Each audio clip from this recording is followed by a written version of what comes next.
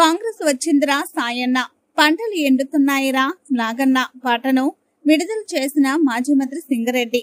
కాంగ్రెస్ ప్రజా వ్యతిరేక పాలనపై గలమెత్తిన గాయకుడు ఏరుకుల భరత్ యాదవ్ వనపర్తి మండలం రాజనగర గ్రామానికి చెందిన ఏరుకుల భరత్ యాదవ్ నేడు సాగుతున్న కాంగ్రెస్ అరాచక ప్రజా వ్యతిరేక పాలనపై మరియు రైతులు పడుతున్న ఘోషపై స్పందించి కాంగ్రెస్ వచ్చిందిరా సాయన్న, పంటలు ఎండిపోతున్నాయిరా నాగన్న అంటూ పాటను స్వయంగా రచించి రాష్ట్ర మాదిగ దండోర నాయకులు మీసాల రామన్న గారి సంగీత దర్శకత్వంలో రూపొందించారు.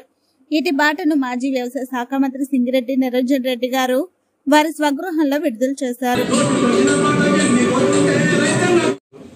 అంతలో వచ్చే డిసెంబర్ 9న రేవంత్ రెడ్డి వచ్చేసి మా ఇంట్లో రూల్ చేశాడు.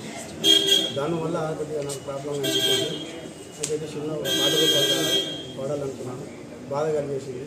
అందుకని చెప్పేసి కాకపోతే నేను కళాకారుని కాదు, లేకపోతే నేను రచయితను కాను. కూలగొట్టడం వల్ల నాకు బాధ కలిగిన తర్వాత నేను పాట రాయడం జరిగింది, పాడడం జరిగింది. అందువల్ల నాకు బాధ కలిగేసి ఈ పాటను పాడాలని విడుదల చేయాలని చెప్పేసి నేను కొనుపర్తికి వచ్చాను. సారు నిరంజన్ రెడ్డి గారు సార్ గారు వల్ల వచ్చేసి చిత్రమీనిగా అన్న ప్రారంభించాలనిగా అన్నను కోరాను. ఆ విధంగా సారు ఆధారంగా మన వ్యవసాయ శాఖ మంత్రి గారు మాజీ నిరంజన్ రెడ్డి అన్న సార్ గారు వచ్చారు, చేశారు. సంతోషం ఉంది. ఇలాంటి పాటలు ఇంకా రాష్ట్రాన్ని పాటనని ఇలాంటి పాటలు ప్రభుత్వాలు ఇక్కడ వచ్చేసి పేదలు ఇంకా కోల్పోవడానికి చాలా దారుణమైన విషయం. అనేక మంది ఇల్లు కొలగొడుతుంటే రోడ్డున పడ్డ తర్వాత పిల్లలు చదువుకుంటే బుక్కులు తీసుకుంటామంటే బుక్కులు తీసుకుంటా ఇల్లు కూల్చేశారు. చాలా దారుణమైన విషయం అది. ఇప్పుడు ఉన్న కాంగ్రెస్ ప్రభుత్వం ఏం చెప్తారంటే వచ్చారు గెలిచారు బాగుంది, కానీ ప్రజలను ఇంతవరకు మీరు కూల్చోవాలనేది మాత్రం రైట్ పార్టీ కదా అనేది నా కోరిక. ఇంట్లో పుట్టే పిల్లలు చూడకుండా, పిల్లలు సంటి పిల్లలు బుక్కులు తీసుకుంటామంటే చూడకుండా, కనికరం లేకుండా కూల్చోబెట్టిన ప్రభుత్వం ఏదైనా ఉందనంటే తెలంగాణ రాష్ట్రంలో అది కాంగ్రెస్ రేవంత్ రెడ్డికే తెలియదు. ఇంతమందిని దాదాపు అంటే ఎంగల్తా ప్రభుత్వం చూసుకుంటే ముఖ్యమంత్రులు లాస్ట్కి నేను ఆయన కాంగ్రెస్ ప్రభుత్వం నుంచి చూడొచ్చాను.